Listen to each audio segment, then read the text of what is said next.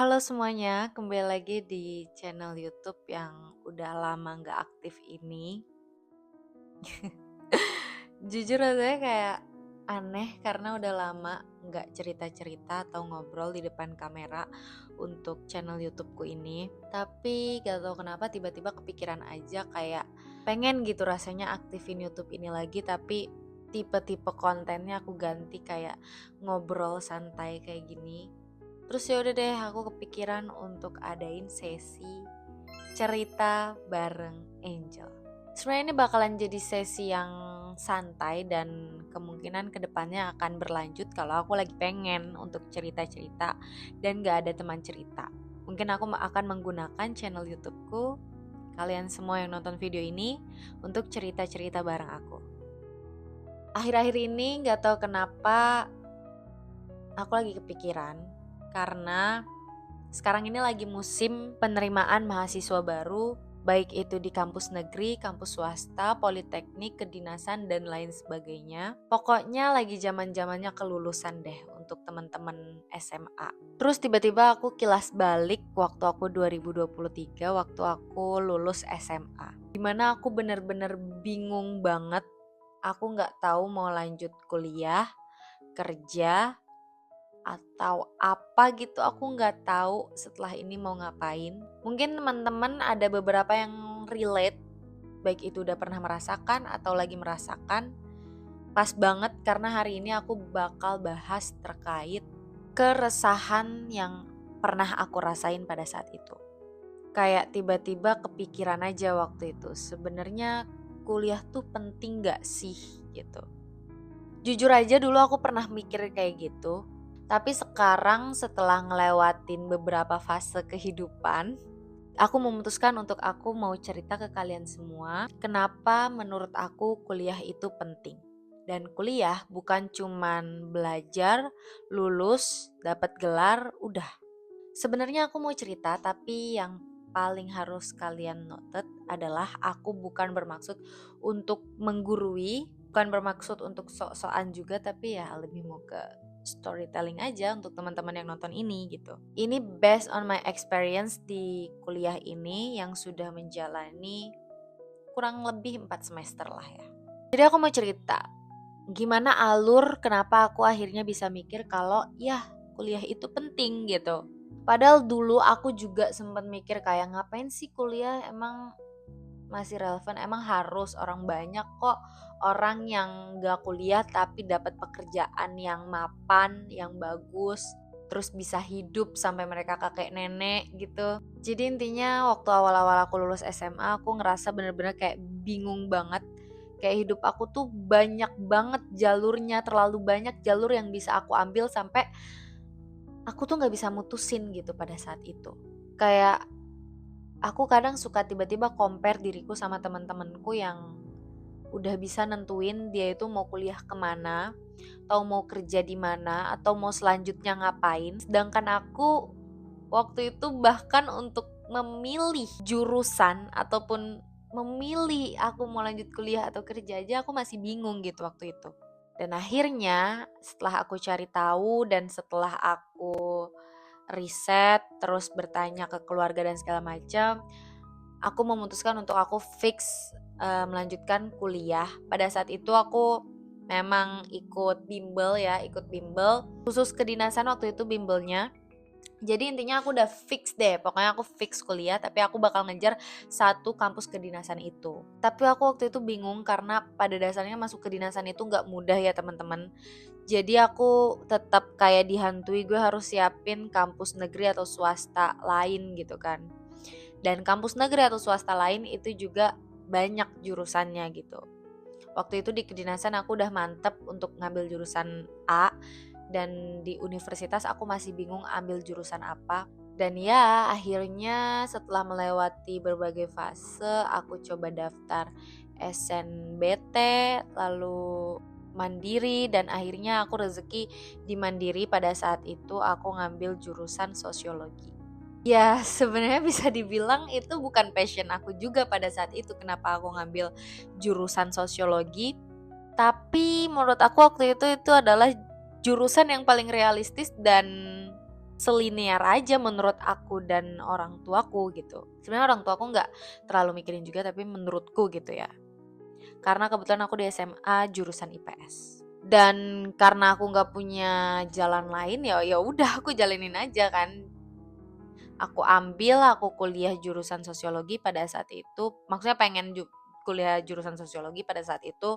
Ternyata beberapa waktu sebelum aku masuk kuliah di jurusan sosiologi itu, aku keterima di salah satu kampus di Jakarta, jurusan relasi industri, yang pada awalnya aku untuk daftar ke kampus ini aja, aku nggak begitu membaca jurusan yang aku ambil ini apa, aku nggak begitu membaca ini sebenarnya apa, kampus apa gitu, tapi tiba-tiba pengumuman lolos aja, yang mana kampus ini 100% dibiayai negara, dan ya aku jurusan relasi industri.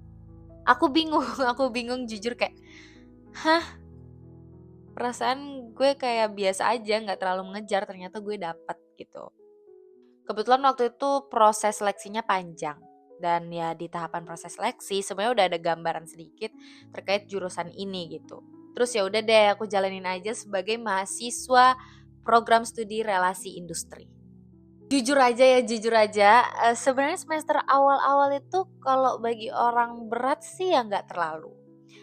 Tapi kayak pas dosen ngomong tuh kita kayak bingung aja apa yang sebenarnya lagi diomongin sama dosen ini, karena pada awalnya kita memang nggak tahu ini tuh jurusan tentang apa gitu. Pokoknya kayak apa yang dosen omongin tuh masih nggak gitu paham, terus tiba-tiba dikasih tugas sebanyak itu. Terus temen-temen udah kayak pada punya circle masing-masing waktu itu.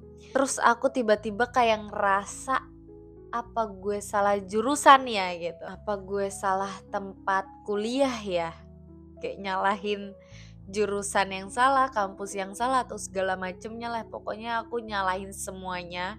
Tapi ternyata pelan-pelan itu kehidupan aku di kampus ini ternyata malah ngasih aku banyak pelajaran gitu, tapi itu pelan-pelan gitu.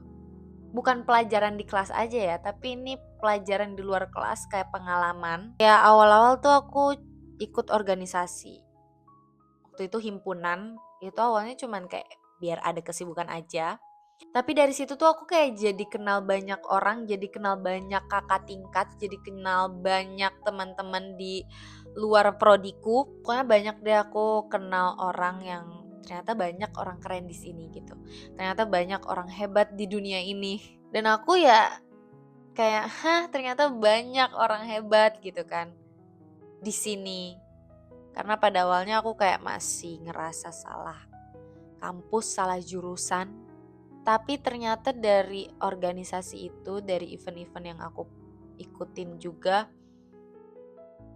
aku belajar yang namanya kerja di tim, terus leadership, terus gimana cara ngatur waktu mahasiswa, sampai gimana caranya ngadepin konflik dunia kampus, dunia organisasi kampus yang kata orang tembok kampus itu ya setipis tisu gitu. Jadi banyak aja konfliknya.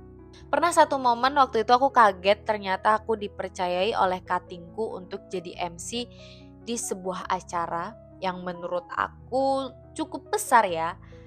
Karena aku lihat dari sponsornya, dari segala macemnya, wow, keren banget gitu. Dan aku kaget kenapa aku disuruh jadi MC pada saat itu.